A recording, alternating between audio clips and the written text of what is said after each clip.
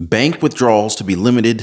They knew all along, and we may be embarking upon the gold rush of 2023. Have you noticed how your attention span these days has gone down? Especially with the younger generation, keeping them interested in one thing for just a few minutes feels like a huge task now. And the same goes for people who generally listen to what mainstream media wants them to know. Think of it this way. Do you guys remember that name of the banks that collapsed recently? Or better yet, do you remember that we had collapses in the banking sector that had already eclipsed that of the 2008 crash? Now, I know that most of you guys remember because you're on this channel, but for the other people, I can't say the same thing. This is exactly what they want from the masses, for us to forget these things easily because they're going to be showing us some sort of optimism. Much like how we saw banks and the stock market surge recently, only to find out that it was nothing more than the Fed bailing them out. You know what they're trying to not tell you? That banks, even the bigger ones, are now announcing massive layoffs. Go ahead and mix that in with the credit crunch and things are looking that much more bleak. There is, however, one job in Alaska that's making six figures. That is, if you're down to go there. Now, if you think what I'm saying is scary, that's good. Fear is something that forces us to live. It pushes us to prepare. Now, if you're scared right now, be thankful because now you know that you'll actually do something about it. Now, here's something scary. What if our own government decided to limit how much we can withdraw from our banks? This is our money. We saved, we worked hard, we want to use it, but what if they come out and put a rule that would stop us from taking out beyond a specific amount? Would you guys agree with them? Just drop me a quick comment, yes or no on that one. Now, we've already seen this in Nigeria, and you guys said, oh, that's Nigeria, Iran. That'll never happen here. And now, how would you feel if the Federal Reserve was already aware of banks failing before they even collapsed? And as we saw, not much was done to avoid these banks from crashing. With the writing on the wall, central banks are now running to something very basic in the world of investments. They're running to gold. Now, let's not waste any more time here. Let's go ahead and get right into the facts. Before we get started, though, make sure to check out the links in the description down below for the best way to invest in gold. Links in the description down below. So back in February, the Federal Reserve had talked about how interest rates were affecting some banks negatively, and they even cited that they were seeing unrealized losses. Now, the losses were around the trillions of dollars, worth much more than these banks and their deposits. The date was February 14th. Oh, Valentine's Day. They sure had an interesting day since in the report this was included. And would you look at that? SVB, the 18th largest U.S. banking organization, has significant interest rate risk, end quote. Wow, they met in February and had this set for public release back in April. Isn't that convenient? And what happened back in March 10th of this year? Oh yeah, SVB collapsed. They knew that this was going to happen. Man,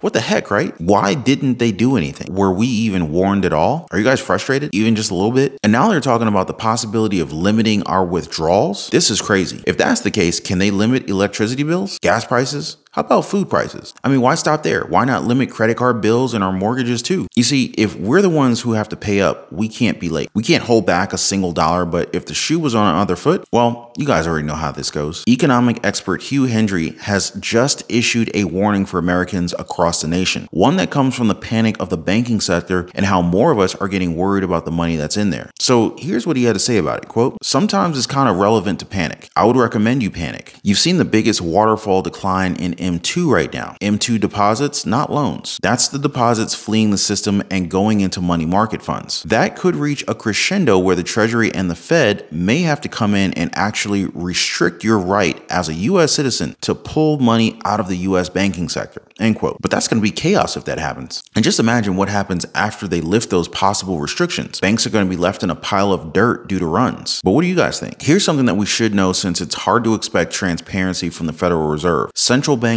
are now boosting their gold stockpiles because of just how much backlash the US dollar has suffered. Now, in the first quarter, global reserves of gold grew by 228.4 tons. Compared to last year, that's a 176% increase. So who's buying up all this gold? Well, you got Singapore, Turkey, India, and of course, China. It's official. More and more people are losing faith in the world's global reserve currency, and they're trying to bet against the Fed by buying gold. Concerns about bank failures have led to an increase in demand for gold and silver.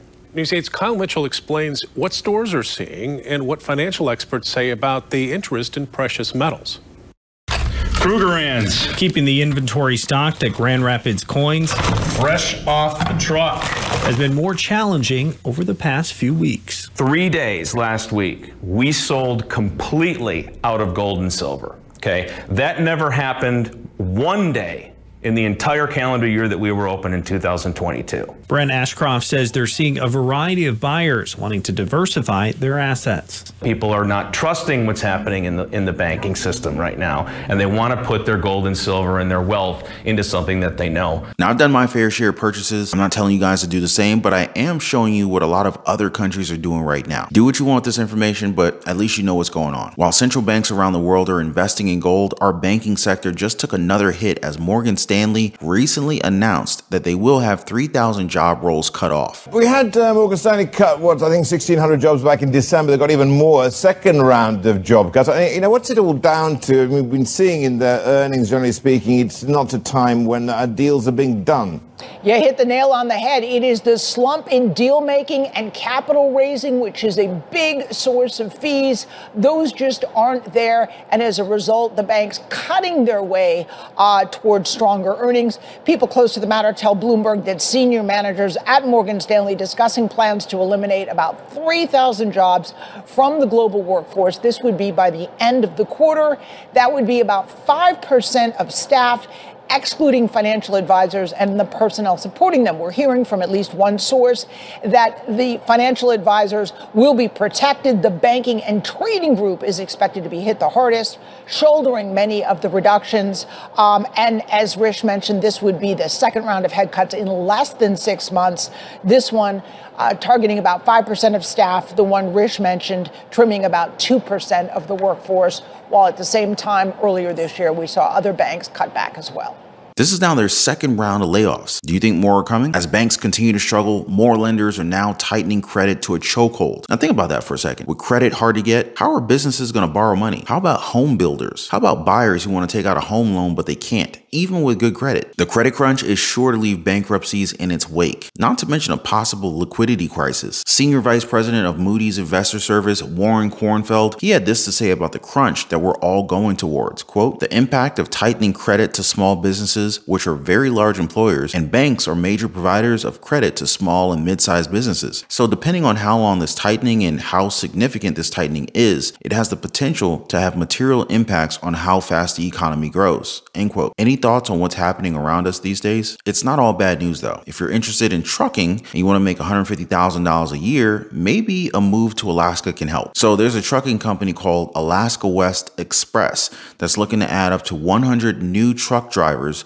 to their fleet. Truck drivers can make up to $170,000 a year with benefits. That is if you can take the winter road, but hey, still a good paying gig. However, if you're not looking to spend your days on the road with freezing weather, why not try a few different opportunities that you can learn from the comfort of your own home? Now, feel free to drop me some comments down below if you guys want to learn more about investments, be it in real estate, the stock market, even in precious metals like gold and silver. You guys can feel free to reach me through the comment section. We can also talk about the possibility of generating multiple streams of income through small businesses or side hustles, but of course, first step lies with you guys. Hope to hear from you guys soon. But before I go, please don't forget to drop a like for the video and share this video with a friend. Also, show your support by subscribing to the channel. Appreciate you guys watching. I'm gonna see you guys on the next one.